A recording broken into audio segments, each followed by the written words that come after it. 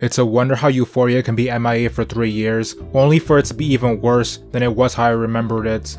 When the show first came out, I feel like the popular consensus was that it was cool and interesting, but ever since I put out my last video, I feel like more people are coming out of the woodworks to make it clear that they were also responsible citizens and dislike the show, although I feel like a lot of the comments aren't really getting the point. I don't mind there being sex and violence in a TV show, like this is HBO, and all the actors are of age. It's the fact that it does sex and violence without there being an actual point half the time. But I see comments going all like, oh, Euphoria is a bad influence because all it does is promote drug use. No, it's a bad influence because it may lead people to think that all they have to do is have good camera shots and they can just disregard any actual writing or character building. Like when it comes to the sex scenes, it's not much of a big deal to me. I mean, I wouldn't want to see this scene, but everything else is kind of like whatever. It's the fact that they could be actually telling a story when they start wasting their time with stuff like this. But when the season started, I feel like I was alone in my hatred. Like the first episode starts out with Rue being drugged out and driven to a drug deal before being dropped off at a party, because I guess they can have just dropped her off before they made the deal, or better yet, not have even picked her up at all. After the kickback she is in,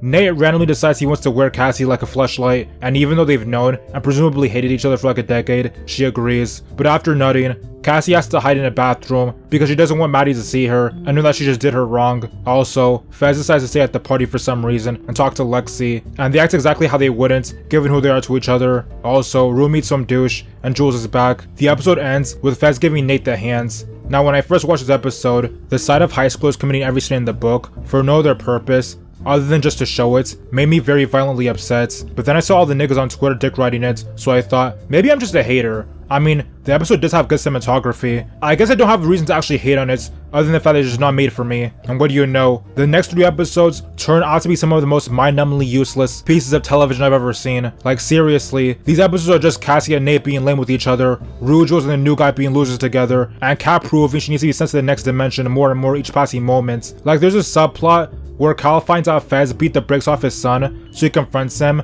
Then after pump faking, he goes there again because his son told him that it happened because Fez had tapes of him being a you-know-what. But when he gets there, he gets tied up and bullied. Then he goes on some soul-searching quest because he had to let go of his boyfriend in high school, and ends with him abandoning his family. It's some really stupid shit. There's also some terrible subplot about the worst character on the show hating her boyfriend because he's a nice guy and she wants a warlord that'll break her spine. It barely goes anywhere and didn't need to happen at all. Also, Rue decides she wants to be a drug dealer, and some high-end distributor just decides to take her word for it and let her hold like 10 stacks worth of the whites. I mean, she says like if Rue plays with her money, she's gonna have her sold on the market. But nigga, how about you not let merchandise to someone you just met? Even if you're operating under the assumption that she knew Rue wouldn't pay up and was just trying to bait her to traffic her anyway, or at least get her more addicted or something like that, it will be a bad investment because she already lost $10,000 for just accepting Rue's dumbass proposal. If she wanted to sell her, she could just kidnap her anytime, and it's clear to anyone that Rue's already an addict. The dealer letting her sell stuff when she knows almost nothing about her is such a weird move. Things finally get interesting in episode 5,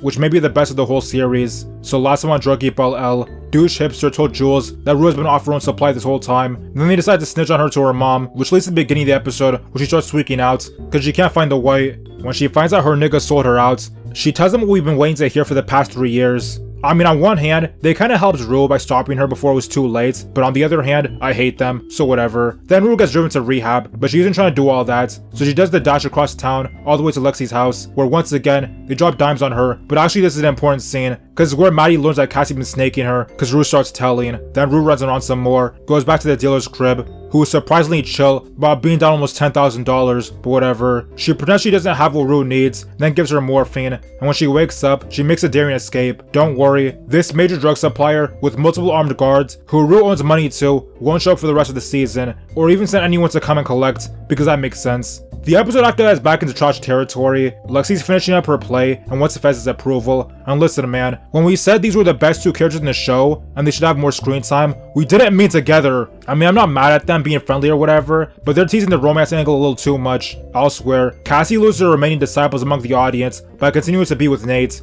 And also, Nate acts like a dweeb to get incriminating evidence of Cal back from Maddie so he can give it to Jules but whatever, fuck this episode. The last 2 episodes are decent, like they're about a play that Lexi's been writing about her life, and even though it's cool to see her get more screen time, it's a shame they made her a bit of a weirdo for putting other people's lives on display for a group of strangers. She saved a VIP seat for Fez, but he doesn't show, cause one of his associates planned on snitching on him about a body they caught in the beginning of the season, who was actually the drug dealer from last season, but the guy's girlfriend was surprisingly real. Then Ashtray's dumbass catches another body, but 12 is already outside, so it looks like it's up. Also, Nate agrees to watch the play with Cassie for some reason, and when it gets on his ass, he leaves and dumps her. So Cassie goes sicko mode and storms the stage, but then runs like a hoe when Maddie steps up. Eventually the play ends, Kyle gets thrown in a cell, and Rue has her last talk with Jules. Now I know you guys are crying over Ash, but I gotta keep it real, that nigga was pissing me off. He started thinking he was a tough guy, I'm glad he got put in the dirt. And I don't care about him being a kid. Nigga, there's tons of small characters we all want to roll up. I forgive the writers for the last half of the season, just cause they got rid of Ash, but not the terrible first half. So all in all, the show is gassed up way too hard, and shouldn't come back.